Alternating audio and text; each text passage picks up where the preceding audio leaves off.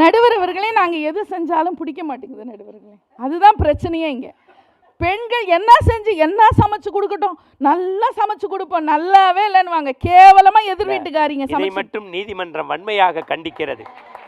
சமைத்து கொடுத்தோம் என்பதை சொல்லுங்கள், ஒப்புக்கொள்கிறோம். நன்றாக என்கின்ற வார்த்தையை போட்டு அது பாருங்க, பாதிக்கப்பட்ட எத்தனை பேர் அப்படியே சங்கமா சேர்ந்து வராங்க. என் தோழி வீட்டுக்கு கூட்டு போனா அங்க ஆஹா ஓஹோன்னு சொல்றாங்க. ஆனா நம்ம சமைச்சதை பிடிக்கல. என்ன ஒரு நாள் இட்லி வச்சு போட்டேன் பிடிக்கல, இட்லி சமைச்சு போட்டேன் பிடிக்கல, தோசை சமைச்சு போட்டேன் பிடிக்கல, 2 நாள் பட்னி போட்டேன். இப்போ எதை போட்டாலும் தின்றாரு.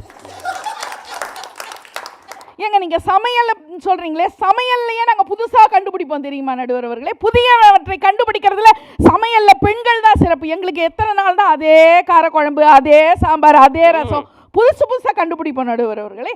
60 வகையான தோசை சுடுவேன் நான்லாம். அதேப்பா. ஒரு நாள் என் வீட்டுக்காரருக்கு இதய தோசைன்னு ஒன்று, அதை செஞ்சு கொடுத்தேன். என் வீட்டுக்காரர் பிச்சு பிச்சு தின்னாருங்க என் இதயத்தை. இல்லை, அது உங்களுக்கு உங்கள் வீட்டுக்கார் சம்மந்தப்பட்டதில் நான் தலையிட முடியாது.